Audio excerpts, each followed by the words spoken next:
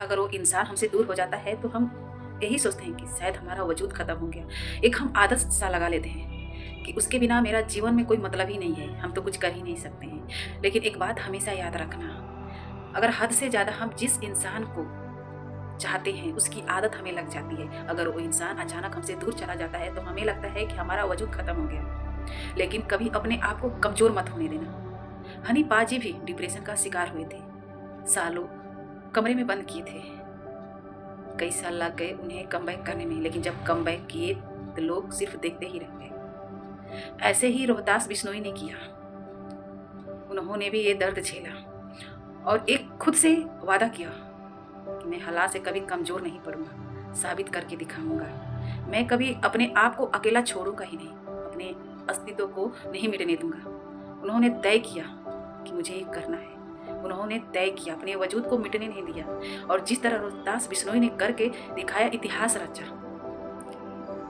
वैसे शायद ही कोई कर सकता है। जिस बर्फीली जगह पर उन्होंने 24 घंटे बिताए, जहाँ हम घर में भी ठंडों में कांप जाते हैं गिलास पानी लेने में, वहाँ पे रोहतास बिश्नोई ने पूरे 24 घंटे बिताए। जुनून इसे कहते हैं कि जब इंसान ठान लेता है ना कुछ भी करने को, तो कुछ भी ऐसा नहीं होता नामुमकिन कि वो नहीं कर सकता है।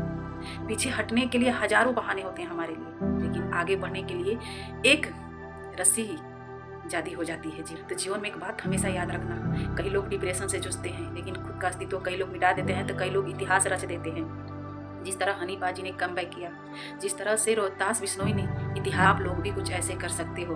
खुद के अस्तित्व मिटाने से अच्छा है खुद का इतिहास रच सकते हो आप। अगर वो इंसान हमसे दूर हो जाता है तो हम यही सोचते हैं कि शायद हमारा वजूद खत्म हो गया। एक हम आदत सा लगा लेते हैं कि उसके बिना मेरा जीवन में कोई मतलब ही नहीं है, हम तो कुछ कर ही नहीं सकते हैं। लेकिन एक बात हमेशा याद रखना, अगर हद से ज़्यादा हम जिस इंसान को चाहते हैं उसकी आदत हमें लग जाती है, अगर वो इंसान अचानक हमसे दूर चला जाता है तो हमें लगता है कि हमारा वजूद खत्म हो गया। लेकिन कभी अपने आप को कमज़ोर मत होने देना। हनी पाजी भी डिप्रेशन का शिकार हुए थे, सालों कमरे में बंद किए थे। कई साल लग गए उन्हें कमबैक करने में, लेकिन जब कमबैक किए तो लोग सिर्फ देखते ही रह गए। ऐसे ही रोहतास बिश्नोई ने किया। उन्होंने भी ये दर्द झेला और एक खुद से वादा किया कि मैं हालात से कभी कमज़ोर नहीं पड़ूंगा, साबित करके दिखाऊंगा। मैं कभी अपने आप को अकेला छोड़ूंगा ही नहीं, अपने अस्तित्व को नहीं मिटने दूंगा। उन्होंने तय किया कि मुझे ये करना है। उन्होंने तय किया, अपने वजूद को मिटने नहीं दिया। और जिस तरह रोहतास बिश्नोई ने करके दिखाया, इतिहास रचा,